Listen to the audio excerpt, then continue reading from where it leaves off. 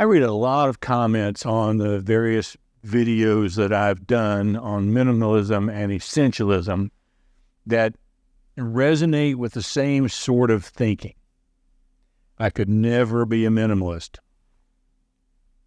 I don't want to get rid of all of my belongings, or I could never go through everything in my house because there's just too much of it. This all or nothing mindset doesn't have to be your only path forward. In fact, I would say that minimalism isn't really about getting rid of all your belongings. It isn't about just having 33 items in your closet. And it isn't about leaving absolutely nothing on your nightstand. If you're on the fence about minimalism because you just think you could never do it all, therefore you are a failure, and nobody sets out in life to be a failure. Give me a few minutes to help you change your thinking.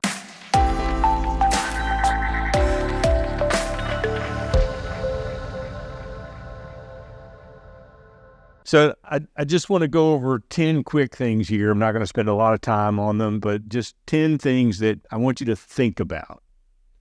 First of all, I need you to take time to identify your triggers. Pay attention to the situations or the thoughts that activate this all or nothing thinking about minimalism. Is it seeing a friend's cluttered home? Is it trying out decluttering and having a setback? Do you just get overwhelmed watching people declutter their spaces when they have just as much stuff as you do? The first step forward, I think, is simply to acknowledge these triggers, to recognize and manage the thoughts and feelings they ignite inside of you. Ask yourself questions like, what emotion am I feeling right now? Is this emotion even rational? And where does this emotion come from? Sometimes I think the answers to these questions are quite simple.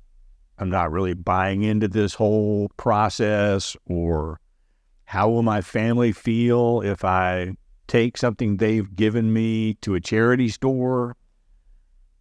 And sometimes I think they are much more deep-seated. I didn't have anything growing up. These possessions help validate who I am as a successful person or a successful adult.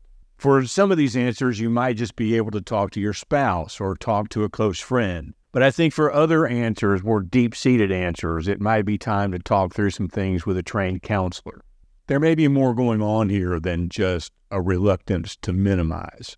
The second thing I would encourage is that you embrace progress and not perfection. Minimalism is a journey. It's not a destination.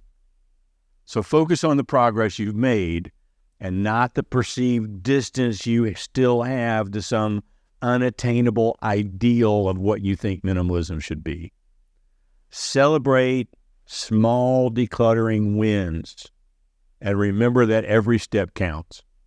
If you decluttered a single bathroom drawer, just one, you're making progress. And maybe you shouldn't just jump immediately into the next thing, or specifically the next big thing. Take a few days and simply enjoy looking at that clutter-free drawer every time you get ready in the morning. Notice the feelings you get from seeing it being organized. And when you're ready, continue on the journey to the drawer right under that one.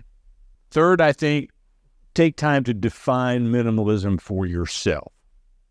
Don't blindly follow someone else's definition of what minimalism should be.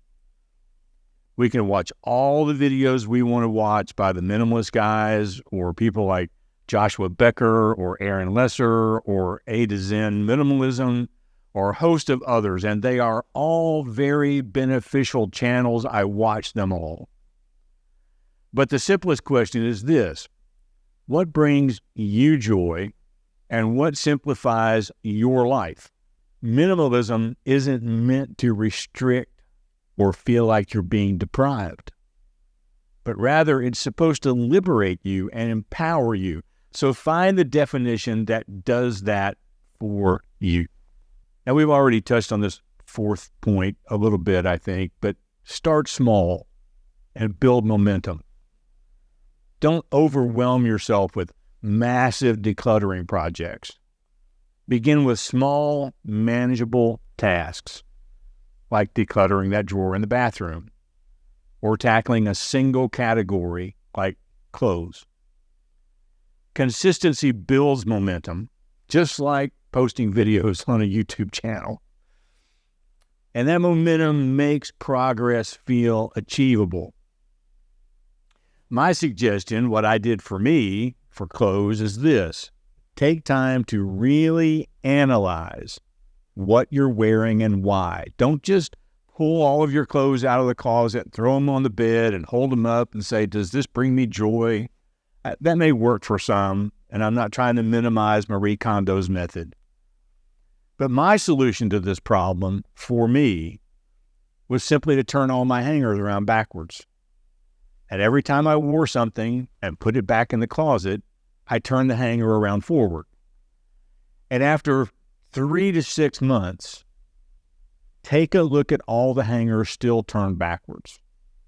Just concentrate on those clothes as a starting place, rather than every single thing in your closet. It doesn't have to be done today. And then I would encourage you as well is to focus on experiences and not possessions. And we've talked about this before. Remember, minimalism encourages intentional living, focused on meaningful experiences, not just acquiring more stuff. Plan activities you enjoy, connect with people you love, and invest in enriching experiences. One of the main reasons why I got credit cards that earn points for travel is simply to free up money so that I can do something extraordinary when I visit a place.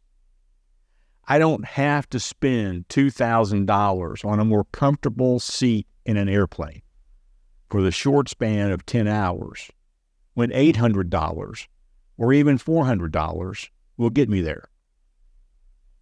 And points make it possible for me to spend $0. I've got a video coming out on that soon.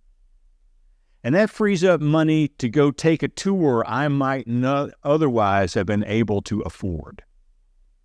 And experiences trump possessions nearly every time. In addition, I think it's important that you allow for exceptions. Life happens. Don't beat yourself up for the occasional purchases or setbacks. Some people, myself definitely included, use shopping or eating as a form of mental jujitsu when we're depressed or sad or just bored. That short rush of dopamine makes us feel better temporarily, at least until the guilt sets in. And it's that guilt we have to address. You have to learn to forgive yourself. Learn from what you've done. Why did you do it? What were the circumstances surrounding it? How can you do something different next time? And then get back on track without resorting to this all or nothing or I screwed up so I'm a failure thinking.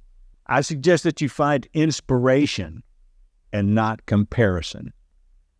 Explore minimalist content just to spark ideas, but don't compare your progress to others that you see on YouTube.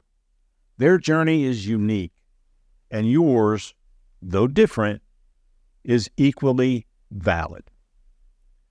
Focus on your own goals and celebrate your individuality.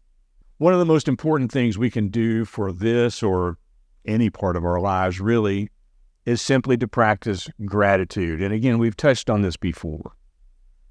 Appreciate the possessions you currently use and enjoy.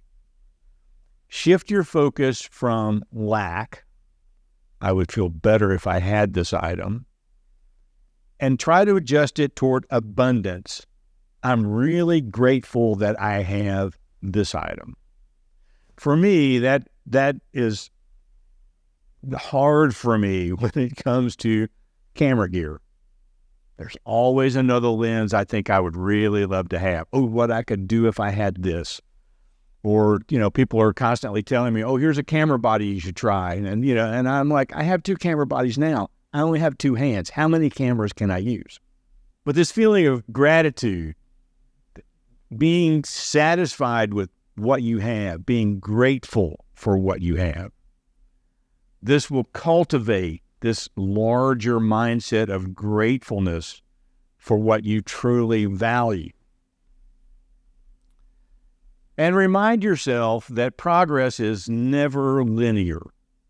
There will be ups and downs, so focus on the overall trend of progress and not your temporary setbacks.